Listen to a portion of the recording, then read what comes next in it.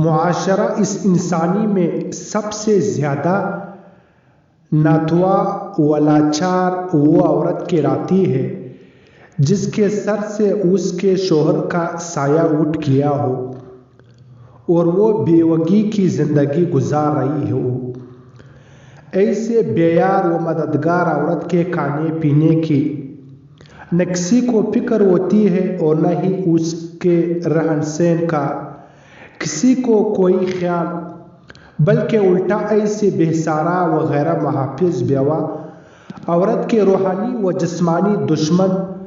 ہمہ وقت اس کے پس و پیش گد کی طرح منڈلاتے رہتے ہیں اور اس پر حملہ آور ہونے کے لیے کسی مناسب موقع کی تھاگ میں لگ رہتے ہیں۔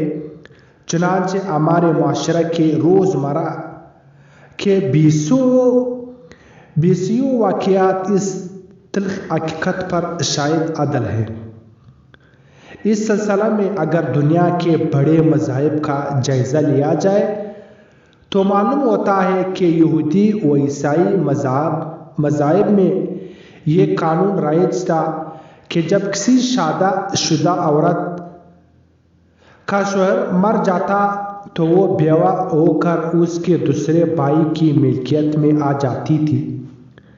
دیور یا جیٹ اپنی بھابھی کے ساتھ جس طرح چاہتا معاملہ کرتا، بیوہ بھابھی کو اس میں اف کرنے کا بھی اختیار نہ تھا۔ بعد ازاں عیسائی مذہب میں قانون ختم تو ہو گیا لیکن اس میں کوئی دوسرا متبادل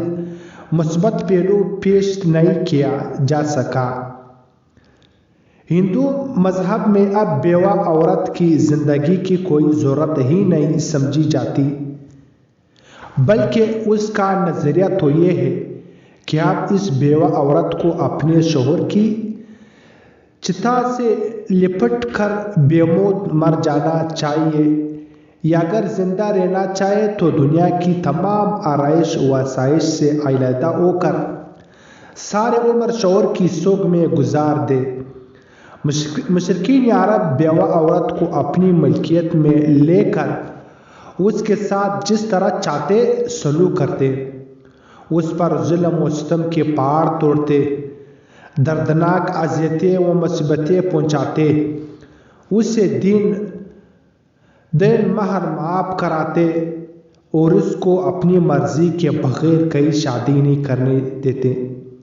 لیکن ان تمام مذاہب کے برعکس جب دنیا میں مذہب اسلام نے غلبہ حاصل کیا تو اس نے معاشرہ انسانی کے اس جنس لطیف کے گروہ ناتواں کی فریاد رسی و عشق شوئی کی اور سب سے پہلے یہ کیا کہ بیوہ عورت کے غیر محدود زمانہ سوگ کو 4 ماہ اور 10 دن تک محدود کر دیا تاکہ اس زمانہ میں وہ اپنے شوہر کی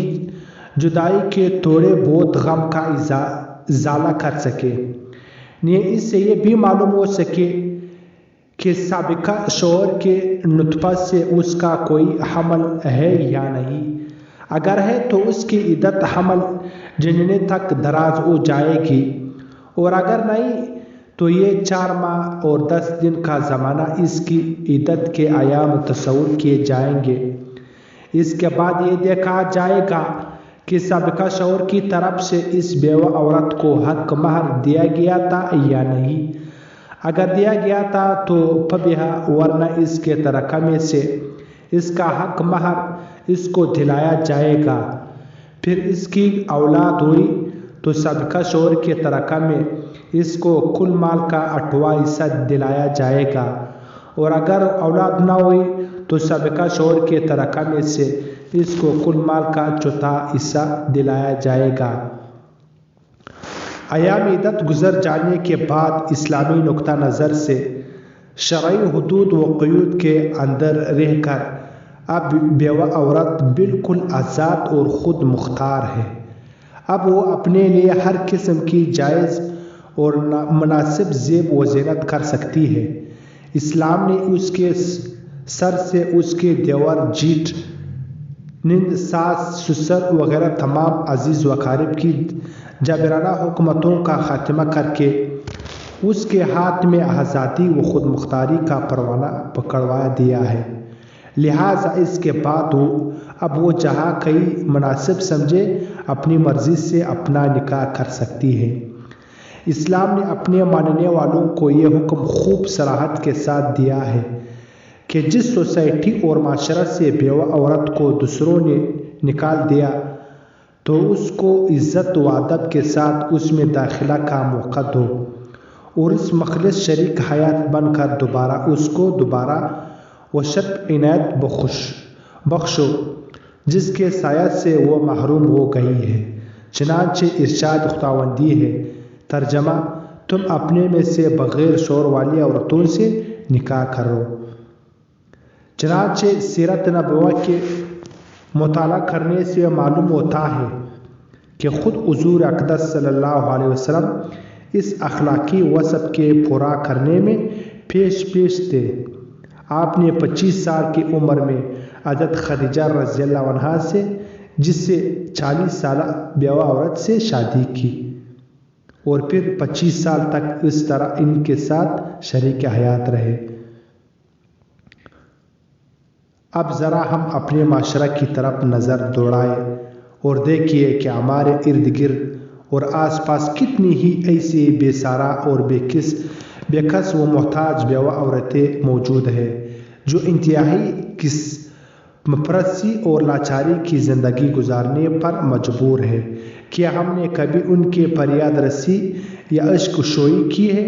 کیا ہم نے کبھی ان کے کھانے پینے اور ان کے رہن سہن کی فکر کی ہے؟ کیا حضور اقدس صلی اللہ علیہ وسلم اور آپ کے جان نثار صحابہ کرام رضی اللہ عنہم کی سیرت مقدسہ پر عمل کرتے ہوئے ہم میں سے کس نے ان کے شریک حیات بن کر ان کو سوسائٹی و سماج میں مہر و عنایت کا سہارا دیا ہے؟ اگر دیا بھی ہے تو بہت ہی کم لوگوں نے۔ تو پھر آئیے آج ہی ہم اپنے پروردگار کے حضور پر نیت اور ارادہ کرتے ہیں کہ آئندہ ہم انسانی معاشرہ کی سب سے مظلوم و لاچار اس